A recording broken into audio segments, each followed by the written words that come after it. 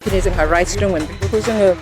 खमायलांगासिनो थानाय नुदों आरो जोंहा जि हांमा हांसानि नागिरनाय बर' हारिनि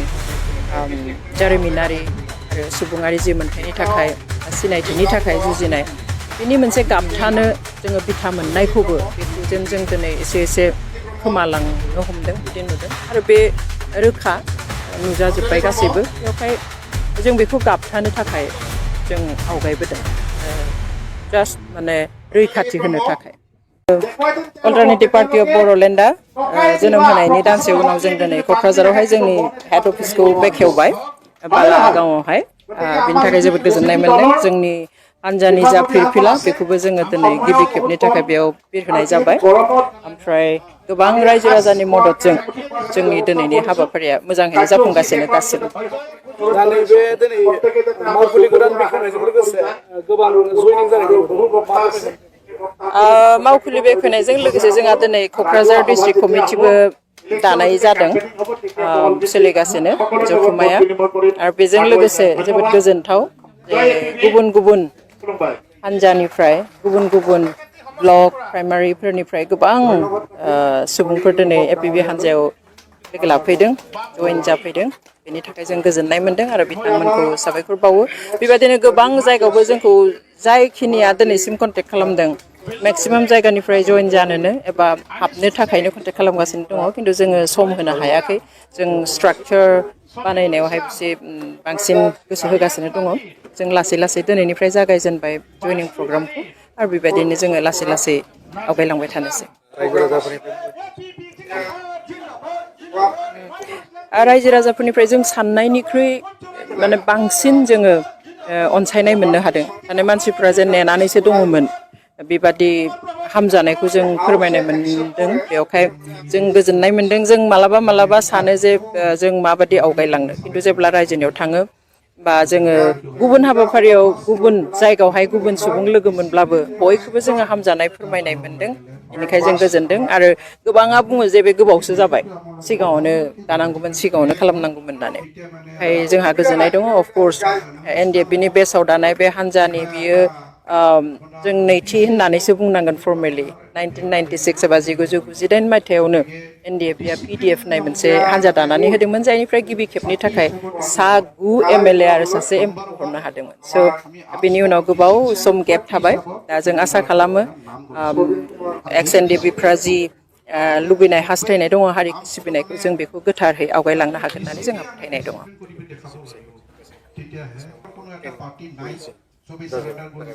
डेफिनेटलि जों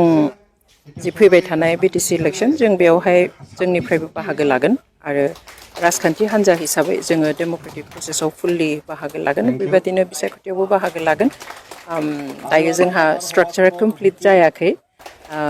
उन्दै अबस्थायाव दङ जों आसा खालामो फैगौ मास मोनसेनि दानाव स्पेसियेलि बे मे दानावहाय जोङो गासैबो स्ट्राक्चारखौ कमप्लिट खालामनो हागोन डिस्ट्रिक्ट ब्लक एबा प्राइमारि कमिटि दानायफोरखौ बिनि उनावहाय जोंनि बिसायख'थिनि प्लानिंखौ जोङो जागायगोन बेखौथ' जोङो दासिम जोङो सावरायाखै खिन्थु दिनै बुहुमानो एलायन्सआव सोलिगासिनो दङ एनि पलिटिक्स एभरिवेर हल वर्ल्डआवनो जोङो एलायन्स नुनो मोनो बेवहाय वी आर अपेन खिन्थु दासिम जोङो बेनि बागै जोंनि केबिनेटआवहाय सावरायथ'वाखै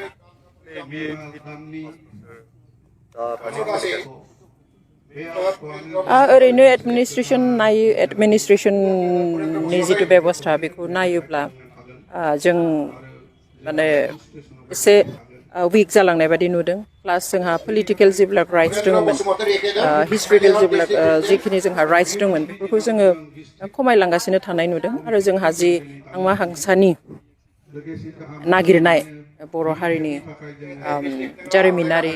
आरो सुबुङारि जि मोनथायनि थाखाय सिनायथिनि थाखाय जुजिनाय बेनि मोनसे गाबथानो जोङो बिथा मोननायखौबो बेखौ जों दिनै एसे खोमालांनो हमदों बिदि नुदों आरो बे रोखा नुजाजोब्बाय गासैबो बेवहाय जों बेखौ गाबथानो थाखाय जों आवगायबोदों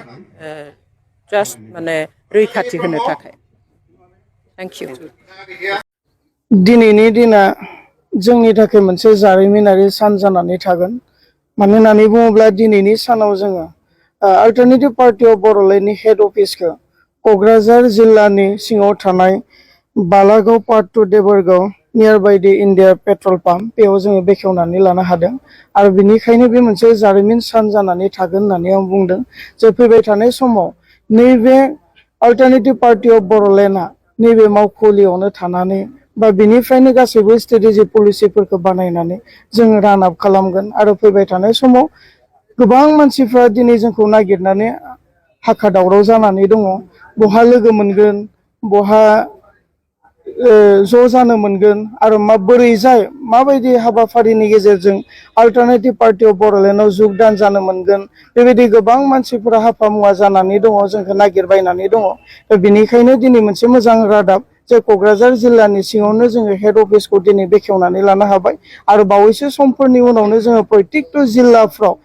जिल्ला मावख'खौ जोङो बेखेवगोन आरो प्रत्येकटा ब्लक कमिटिनि आन्दाराव जोङो ब्लक अफिसफोरखौबो लासै लासै जोङो बेखेवलांबाय थागोन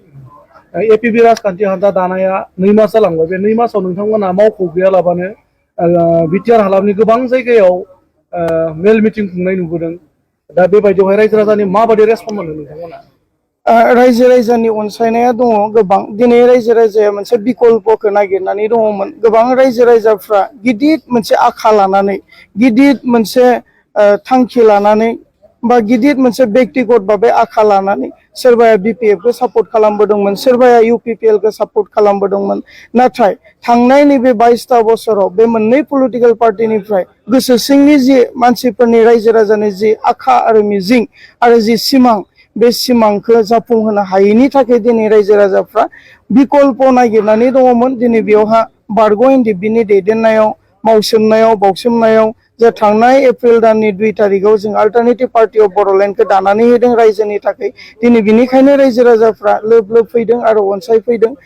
मानोना मोनसे बाथ्राखौ जोङो बुंगासिनो दङ जाय मोनसे थुबुर सुबुं अनजिमाहा जारिमिन थायो जायहानिखि जेंना थायो आरो जायहानिखि सिमां थायो बेयावनो पार्टिबो जोनोम मोनो दिनै जोंहा जारिमिन दङ 34 बोसोर आखायाव हाथियार लानानै संग्राम खालामबोनायनि जारिमिन दङ दिनै जोंहा जेंना दङ गोथाङै जेंना दिनै रन्जन दैमारि सारजों लोगोसे गोबां जोंनि दावहारु लोगोफ्रा जोबथेसालियाव खाथेर जानानै दङ आरो जोंहा सिमां दङ एनडिएफबिनि गोलाव समनि दावहायाव 4,000निबो बांसिन बिर जोहोलावजोफ्रा मुंख्लं जालांदोंमोन बिथांमोना बिखानि दुंब्रुदथिखौ ओरैनो बावसोमलाङाखै बिथांमोना थांखि दङमोन सिमां दङमोन बेफोर सिमांफोरखौनो जों गोथाङै थानाय सुबुंफोरा मावफुंनो थाखाय जोङो नैबे पार्टिनि गेजेरजों रायजोनि गेजेराव मावलांनो हागोनखौ आखा फारिदों आरो फैबाय थानाय समाव जोङो फारि फारियै सुबुंनि मोजांनि थाखाय रायजो राजानि मोजांनि थाखाय आरो समाजनि जौगानायनि थाखाय जोंनि अल्टारनेटिभ पार्टि अफ बड'लेण्डआ मेङाजासे खामानि मावलांदों